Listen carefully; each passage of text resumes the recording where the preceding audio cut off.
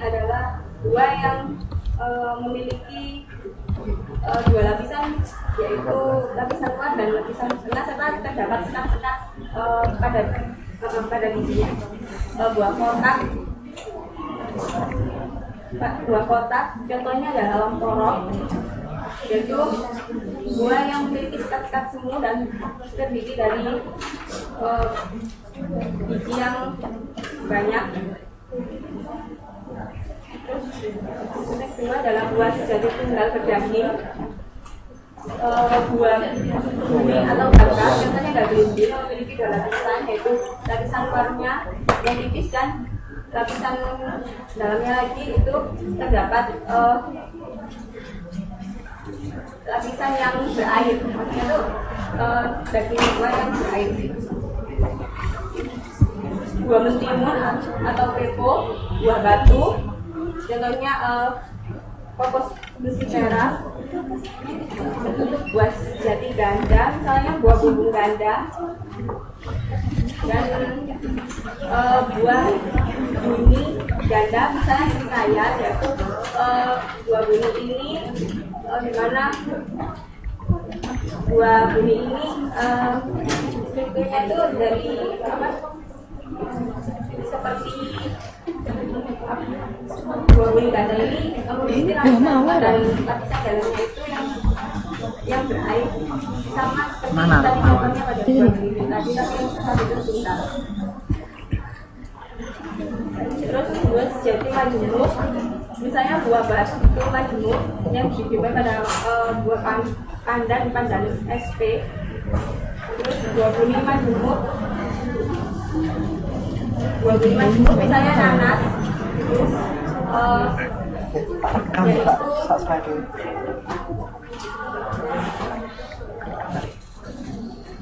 Untuk buah semu dapat dibagi menjadi 3, buah semu tunggal, ganda, dan majemuk. Buah semu tunggal itu contohnya adalah jambu monyet. Jambu monyet ini di sini terdiri dari bakal buah yang tumbuh, terus terdapat bagian lain dari bunga, misalnya pada tangkai.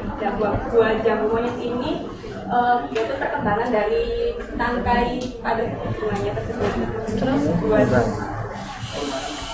buah semu ganda ini contohnya pada buah arbei, Morus alba.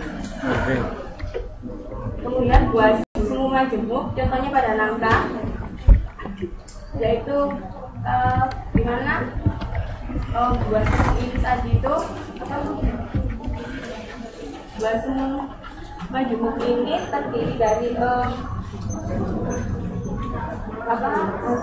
banyak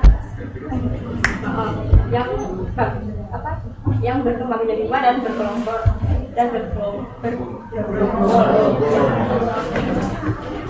Untuk biji selanjutnya akan dijelaskan oleh selanjutnya, yaitu biji. Biji merupakan perkembangan dari ovulum atau kata biji.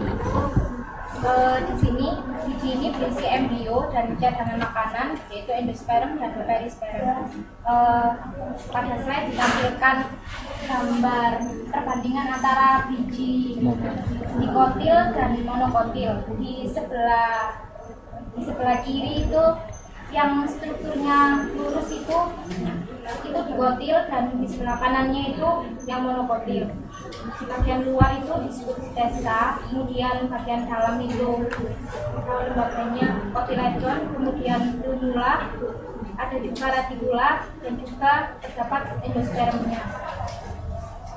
Kemudian bagian-bagian biji. Bagian-bagian biji di sini ada 2, yaitu bagian eksternal, bagian luar, dan internal, bagian dalam. Pada bagian eksternal ada arilus, testa, rambut, mikrofil, dan hilum itu tadi. Kemudian bagian dalam ada endosperm, embrio, dan ada juga kotiledon, namun kotiledon ini kurang begitu dibahas. Kemudian yang akan saya jelaskan yaitu bagian eksternal biji, arilus. Arilus merupakan jaringan yang berkembang pada permukaan biji. arilus di sini ada yang daging kering dan berwarna merah, contohnya pada Misty fragrans. Kemudian ada juga testa yang berkembang dari satu atau dua integumen. Nanti pada slide selanjutnya ada ditampilkan contohnya.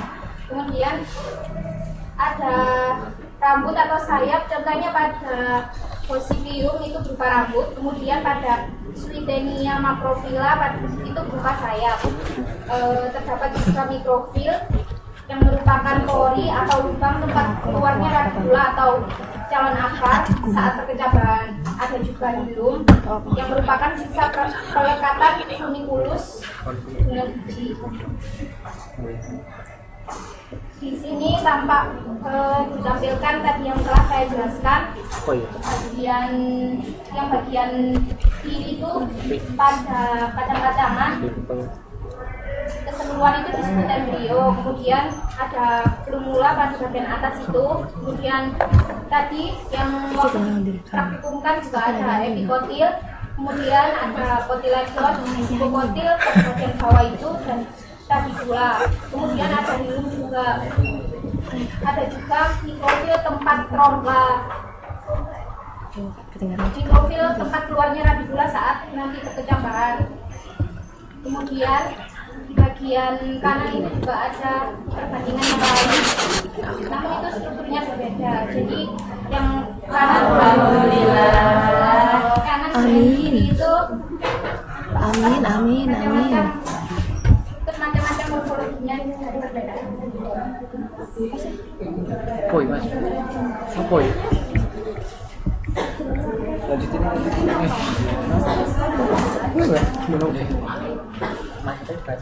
Kemudian ada juga lapisan testa, yaitu ada tiga, sarcotesta, sclerotesta, endotesta. Sarcotesta itu yang paling terluar, sclerotesta bagian tengah yang terpaling keras, endotesta terdalam, dan terdapat selaput tipis namun juga berdaging.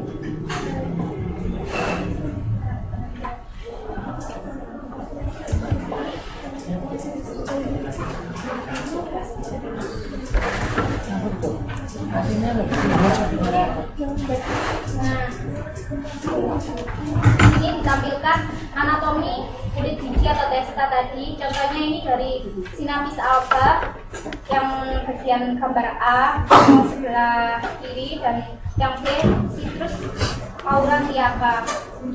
Yang bagian kiri itu tampak terlihat bagian segmen luar. Yang lapisan kedua ada integumen yang dalam, kemudian ada juga nucellus, terdapat juga endosperm, dan bagian bawah sendiri ada embrio.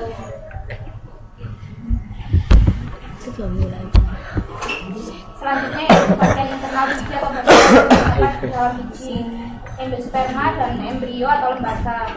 Endosperma di sini merupakan hasil pembuahan dari inti polar dan inti sperma, pasangan makanan dan nutrisi untuk embrio. Kemudian embrio atau lembaga yang nanti akan dijelaskan oleh Lina merupakan bagian dari biji yang masak dan didukung endosperma dan merupakan hasil dari pembuahan ganda.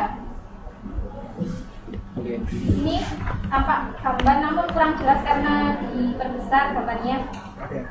Tampak lapisan biji yang terluar, kemudian bagian kedua ada endosperma, bagian yang terdalam itu kotiledon, bagian bawah hipokotil yang dekat dengan akar, kemudian ada yang di bagian kanan subapical meristem yang merupakan jaringan meristematis dan nantinya akan menjadi jaringan baru yang bersifat meristem. Kemudian struktur endosperma. Di sini ada 6: Farinosus, Carnosus, Corneum, Lapideus, Aplorsus, Hyalimus. Contohnya di sini yang Farinosus pada biji kacang, dan yang sebelah apa itu namanya? Yang Farinosus kami masih belum menemukan gambarnya. Yang mulai contoh yang gambar ini biji jarak. Di sini ini merupakan contohnya dari endospermnya carnosus atau yang berdaging. Kemudian yang di sini dari Copia arabica, di sini merupakan contohnya dari yang corneum yang bertanduk dan keras. Kemudian di sini dari biji-bijian suku palmae. Di sini merupakan contohnya dari Lepidolus yang keras seperti batu. Selanjutnya yaitu contoh dari endosperm dengan karakteristik apos. Contohnya pada Cocos nugifera pada itu kelapa. Kelapa. Sini terdapat carp, endocarp, mesocarp. Kemudian di sini juga ada akarnya. Bagian sini terdapat batang dan calon daun. Kemudian di bagian sini ini contohnya dari contoh biji dari siwalan, contohnya dari Hyalynus atau yang sejenis bening itu tadi. Selanjutnya yaitu embrio akan diteruskan. Embrio disebut juga lembaga, merupakan bagian dari biji yang masak. Embrio merupakan hasil dari tumbuhan ganda yang merupakan zigot yang berkembang dan merupakan calon tumbuhan baru yang didukung oleh endosperma karena embrio menyerap nutrisi dari endosperma. Dapat dilihat bahwa ini adalah embrio merupakan bagian dari keseluruhan biji. Bagian-bagian embrio. Yang pertama, radicula merupakan akar lembaga atau akar dari embrio yang pada nantinya akan tumbuh menjadi akar. Lalu di bawah akar ada tudung akar dan koleoriza pada monokotil, terutama pada jagung yang melindungi akar ketika akar menembus tanah. Dapat dilihat pada gambar, ini merupakan koleoriza radicula pada monokotil, terutama jagung. Lalu ada juga kotiledon yang merupakan daun lembaga dan disebut scutellum pada monokotil, terutama pada jagung. Kebanyakan disebut scutellum. Dapat dilihat pada kedua gambar di atas, yang pertama paling atas dan yang tengah adalah contoh biji dikotil dan kotiledonnya terdapat di sebelah sini, merupakan daun lembaga. Lalu bagian-bagian embrio yang lainnya juga Cauliculus merupakan batang lembaga yang akan tumbuh menjadi epikotil dan hipokotil. Tetapi berbeda pada monokotil yang hipokotilnya tidak berkembang, oleh sebab itu disebut koleoptil. Dapat dilihat pada gambar, ini adalah contoh embrio dari dikotil yang kotiledonnya tebal dan ini kotiledonnya tipis, seperti yang di atas pada kacang tanah, yang di gambar tengah pada kacang kapri. Lalu contoh monokotil seperti yang kita taktikunkan adalah pada jagung yang paling mudah dan punya ciri-ciri khusus diantaranya tadi scutellum dan koleoptil yang merupakan ciri khas atau sebutan epikotil pada jagung. Lalu yang berikutnya kecambah atau plantula merupakan perkembangan embrio setelah indivisi atau penyerapan air. Di kecambah sel-selnya aktif membelah dan meluas, lalu jaringan mengalami diferensiasi, bermetabolisme dan berkembang secara aktif dan cepat. Dan enzim pertumbuhan dan metabolisme telah diaktifkan. Syarat perkecambahan adalah air, udara, cahaya, dan panas merupakan syarat faktor-faktor eksternal yang mempengaruhi, tetapi dapat juga dipengaruhi oleh faktor internal, misalnya keadaan biji atau gen atau hormon-hormon dari biji tersebut. Selanjutnya akan dijelaskan oleh Solivaturnya. Ini saya akan menjelaskan tentang bagian-bagian kecambah.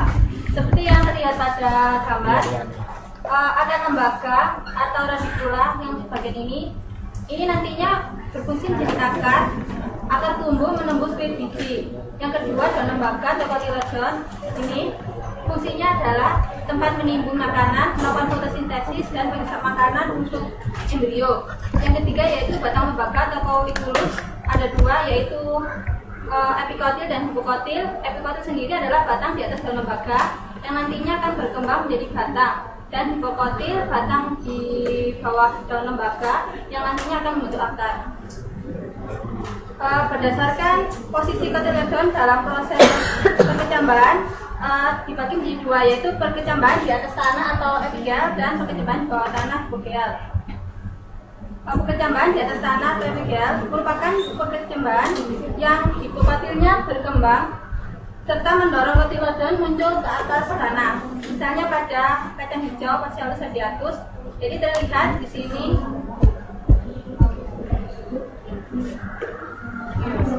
Terima kasih.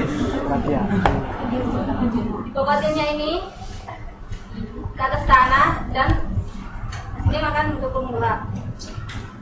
Yang kedua yaitu hipogea, yaitu hipokotil tidak berkembang, jadi daun lembaga tetap di bawah tanah.